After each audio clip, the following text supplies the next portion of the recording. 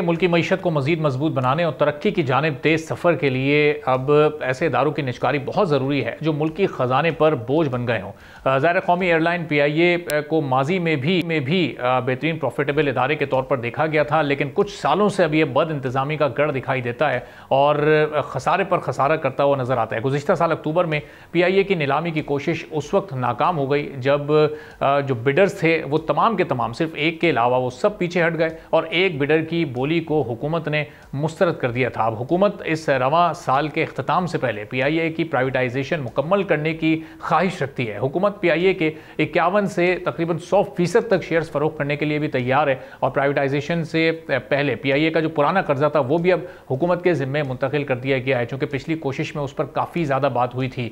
अब इसके साथ साथ पावर डिस्ट्रीब्यूशन कंपनीज की निजकारी को भी इस वक्त हुकूमत की तरजीह करार दिया गया है, चूँकि सिर्फ PIA नहीं है बल्कि कई और ऐसे इदारे हैं जिनको प्राइवेटाइज किया जाना है। गुज़िश्ता माह हुकूमत ने अपने तौर पर जो कोशिशें थी वो की हैं और FIA को IMF को PIA की निजकारी का अमल मार्च में शुरू करने की यकीन दहानी भी करवाई गई थी, लेकिन हुकूमत ये हदफ भी हासिल नहीं कर सकी। अब एक बार फिर जो इश्तिहार है वो इस महीने के अख्तिताम तक जारी कर दिया जाएगा, जिसके बाद का अमल मुकम्मल होने में भी फिर ज़ाहिर 3 से 5 माह का अरसा दरकार होता है। तो अब लग ऐसे ही रहा है कि शायद इस साल के आखिर तक जाकर ही ये मामला किसी एक मंतकी अंजाम तक पहुंच सकेगा। अब क्यों इसमें ताखीर पर ताखीर हो रही है, इस वक्त सूरत हाल है क्या? सब्सक्राइब करें और बेल दबाएं ताकि कोई खबर रह न जाए।